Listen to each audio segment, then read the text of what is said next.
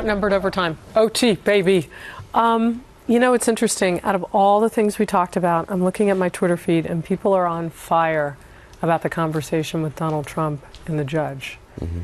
Why didn't supportive Republicans call him up before they went on record publicly and took him down, because they didn't like it, Newt Gingrich and a few others, and say, you know what? Let's help you get that statement out there better, and let's move on from this, because we only created 38,000 jobs last month, and we need to move on. Why didn't that happen? There's not a synchronization. There's not a communication. There's not a dialogue. Part of the appeal. He goes to the Hill every week. Well, but not really. Part of what the appeal of Donald Trump is, he's not part of Washington, right? He didn't have those networks and those relationships already embedded and in place. And so as we're moving forward, it's not as if he's really reached out to the rank and file there on Capitol Hill and built these relationships so that we can even call somebody. If you said you have to get a hold of the Trump campaign right now, I don't have a telephone number. These are three people. I mean, this isn't Ben Sasse going out and bad-mouthing. We're talking about, three Republicans, two of them in leadership, who have endorsed him. Yeah. And I think what they're trying to do is protect their party. And that's more important to them, to protect the down-ticket races than it is to rationalize some of his statements, because at some point, the Republican Party, especially with 30% of the electorate in California being Latino, they're going to have to find a way to reach out to these groups if they're going to sell a new brand of conservatism. They've been awful at that. And if you've got someone at the forefront saying, you have a judge who's unqualified to oversee my case because he's Hispanic, that's going to be really problematic for future voters, because that perception is almost impossible to backtrack. Are you worried about that, Congressman? Are you worried that this is a candidate that's going to tarnish your party down ballot? And not just down ballot, but assuming he doesn't win, that this is the this is the candidate who's going to tarnish the views, as Kennedy said, with voters going forward, that you're going to have to contend with as a Republican congressman? What's important to me is that we're consistent, that when we hear something that we think is wrong, whether it's a Democrat or a Republican, that we're consistent in that. And his approach, Mr. Trump's approach on this, I think was wrong. I disagree with it. And you're seeing a whole number of people say that publicly. And so when we actually call out the Democrats, if they step over the line, there's a consistency there. I don't want there to be the duplicity. And Mr. Trump's got to answer that question himself, but I happen to disagree with the approach he took on this. But the larger issue, I think, if I were a Republican sitting member of Congress, if I were Paul Ryan, who I think is a serious man with serious plans, the fact that he endorsed Donald Trump, who I think, even from an economic standpoint, doesn't agree with much of what Paul Ryan has put forward. I mean, some, but not all of it, or not even most of it. When you've got Reince Priebus is putting out an RNC autopsy saying we've got to expand our party, we've got to bring in women, we've got to bring in minorities, we've got to bring in this growing population. As Kennedy said, it's about 30%, not just in California, but nationally, that it's not of the white vote this coming November. What do you, as somebody who's in leadership in the Republican Party, say about going forward, what this means for your party?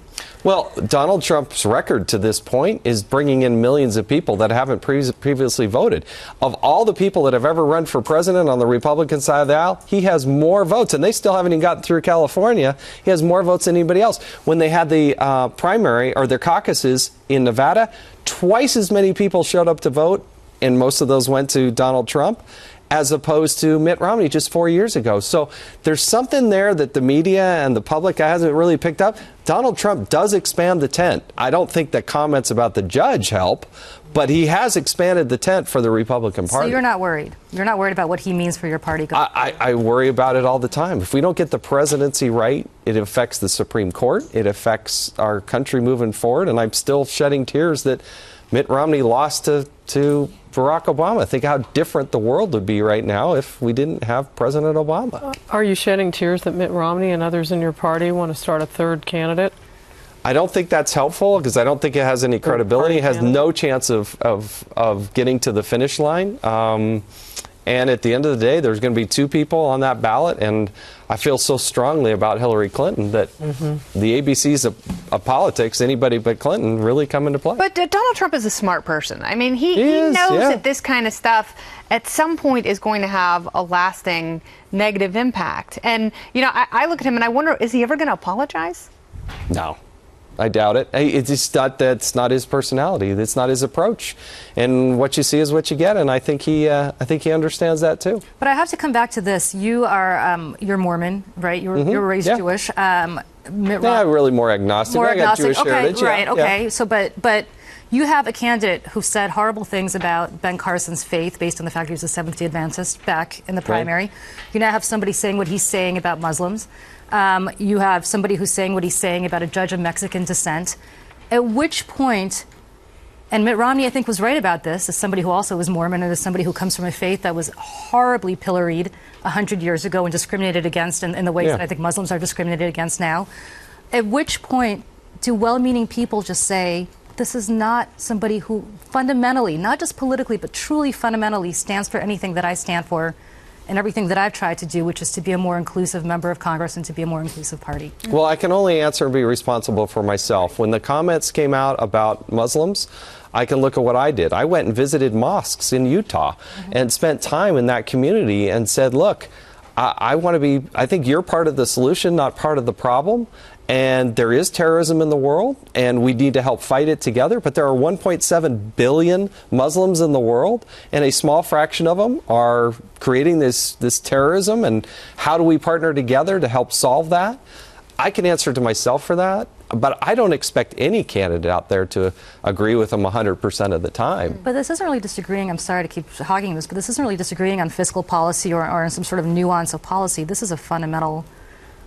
It betrays something much more disconcerting. I mean, to me, when I see something like that, like, I don't know how else you define racism than the deeply held belief that someone is lesser because of their faith or their ethnicity or their origin some aspect, or anything else. They can't change. And I don't think, saying, well, he was a member of La Raza, I think there's a way of saying that explicitly without saying, well, he's Hispanic, therefore I want to build the wall. But he said that, and his defense of the wall before was, Hispanics will love me because we'll actually streamline the immigration system. A lot of people have been calling for a wall. A lot of moderates have been calling for a wall. A lot of Democrats have been calling for a wall. That in itself isn't offensive, but, to say if there's someone in a position who's going to disagree with him, their position is no longer valid because of their religion or ethnicity. That's troubling for me. I want to get this in from Becky Okidoki. This is on my Twitter, and I'm seeing it in other places too. Is that her given last name? I don't know, but she's beautiful in her picture.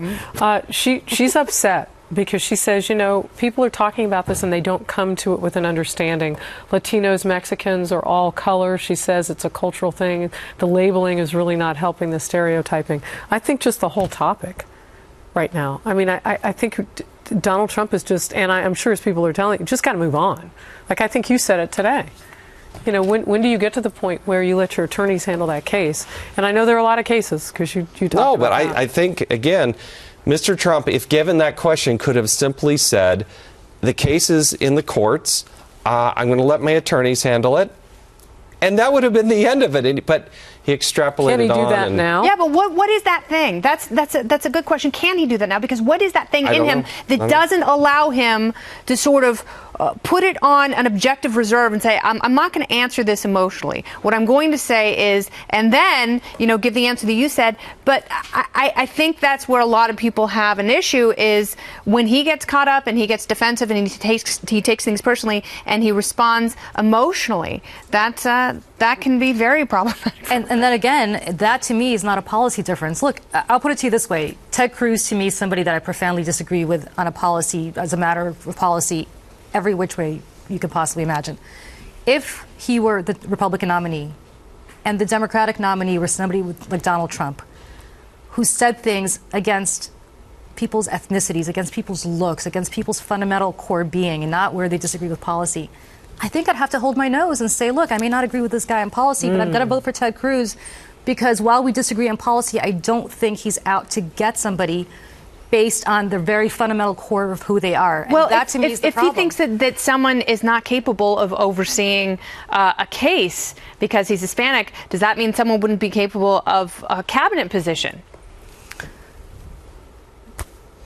You have to have Mr. Trump sitting in this hot seat right now. But before we go, I'm going to just, because I always promise a little fun in overtime, 2 questions that came in for each of you. First, one, what was the first car you ever drove? I had a Honda CRX.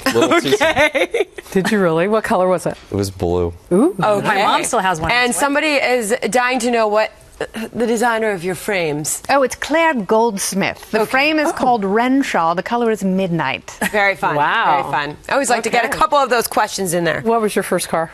My first car was a Honda Civic, and it had about 100,000 miles on it when I got it. Was it silver? Fun.